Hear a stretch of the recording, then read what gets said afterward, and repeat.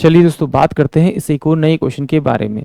इस क्वेश्चन में एग्जामिनर ने कहा एक छोटे पैमाने के साबुन व्यवसाय में निम्नलिखित व्यय है 10% विपणन पर, 65% कर्मचारी वेतन पर और 25% कच्चे माल पर।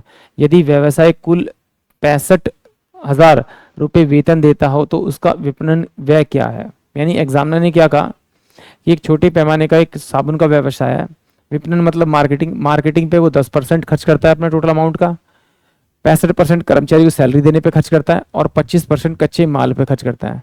और एग्जामिनर ने कहा कि यदि वो 65,000 रुपये सिर्फ सैलरी देता है तो मार्केटिंग का कॉस्ट क्या है।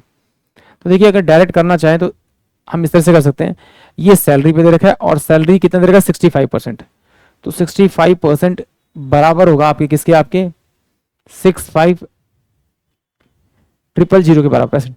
तो यहां से अगर मैं 1% की वैल्यू निकाल लूं तो ये उधर जाके मेरे पास क्या होगा, 65 से मेरा ये डिवाइड हो जाएगा आपका 65,000 अपन में 65, तो कितना हो जाएगा 1% जो है मेरे पास में वो बराबर होगा आपके 1000 के बराबर।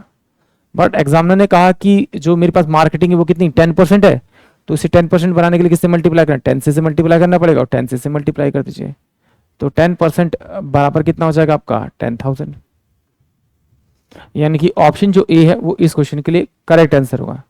या फिर आइए देखते हैं अपने पुराने तरीके से, मान लेते हैं कि टोटल जो बिजनेस में खर्च होता है वो 100 रुपीज खर्च होता है, उस 100 में से 10% यानी कि 10 रुपए वो मार्केटिंग पे खर्च करेगा, उसका 65% यानी 65 रुपए किस पे खर्च करेगा, वो सैलरी इंप्लॉय पे करेगा, और 25% यानी 25 रुपीज खर्च करेगा उस पर रॉ मटेरियल पे करेगा।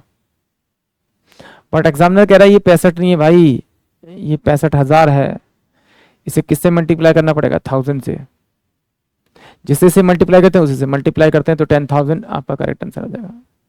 यानी कि ऑप्शन जो मेरे पास में ए होगा वो इस क्वेश्चन के लिए करेक्ट होगा। आई होप आप सभी क्वेश्चन समझ में आया होगा।